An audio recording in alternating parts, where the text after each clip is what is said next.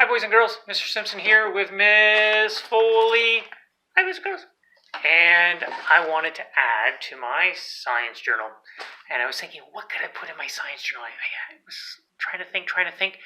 And then all this noise was happening outside my house, and I'm thinking, I can't think with all this noise. And then I started thinking, wait a second, the noise. I could investigate sound.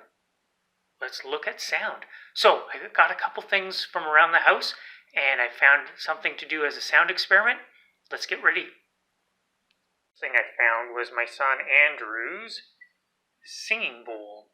So here's the bowl, and it's not singing. Maybe the batteries aren't working. Oh, wait a second. To make sound, something has to vibrate. And to get the bowl to vibrate, we're going to have to hit it. And there is a mallet here. So let's see if we can make the bowl sing. Oh, that's really cool. So when I hit it, it vibrates and we get some sound. So if I hit it and stop the vibrations, watch what happens. Do that again. So when I stop it from vibrating, the sound stops. Now, you can do something really cool with a singing bowl.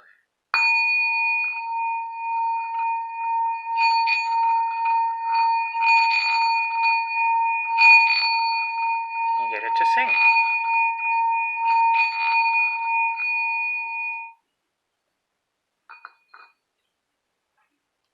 Else that makes sound is my ukulele. Now my ukulele has strings, and when you pluck the strings, they vibrate, and that makes the sound. And so if I take a string and I pluck it, it vibrates and it makes some sound.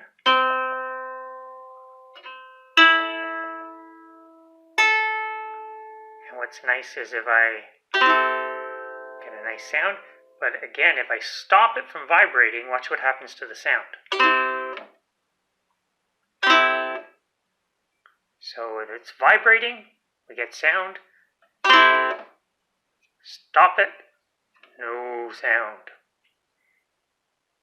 Now I want to look at a marimba. Now a marimba is made out of wood. This one's made out of wood. And it has these wood pieces here. And they're loose. You can see that they can move. So that lets them vibrate when they get struck. And we strike it with a mallet. And what happens is we strike.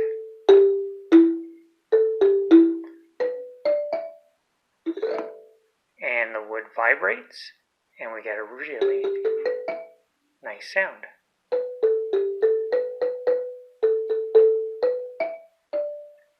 Pretty.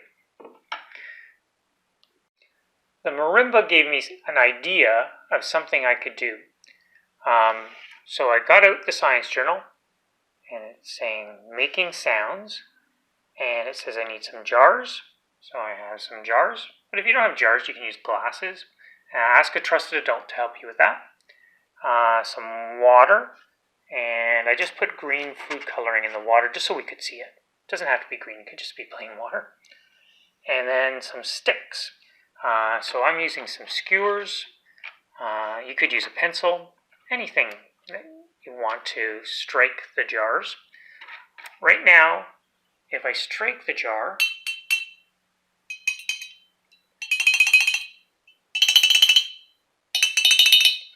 what happens is the jar, when it gets struck, there's some vibration there, and it makes sound, because we know that when something vibrates, it makes sound. But if I add water into the jars, so in my science journal, it says adding water at different levels, it will change how the jar responds to being struck, and we get a different sound. So let's start out. So I'm going to pour some water in. So I poured a little bit in that one. I'm going to pour a little bit more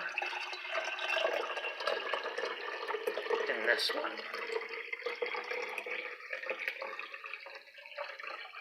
Alright. Now I'm going to take my stick Ooh. I get different sounds. I wonder if I pour a different level in this one. Try to go in between the two. That's about in between. Let's see if I get a different sound.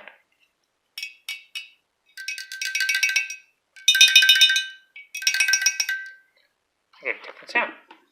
I think I am making a water xylophone. Let's add some more water. Whoa. That's a lot of water. Let's see if it makes a different sound.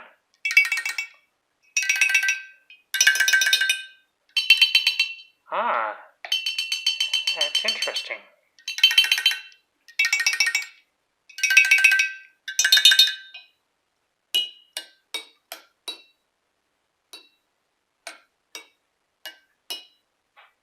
Pretty cool.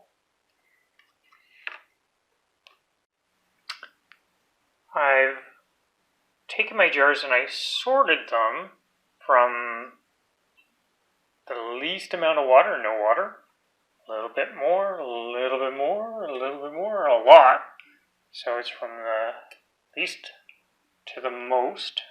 And I was curious what would happen with the stick if I play across. Whoops.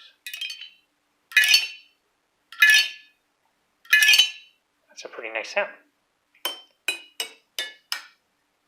Anyways, you could try this out at your house and see if you can make your very own xylophone.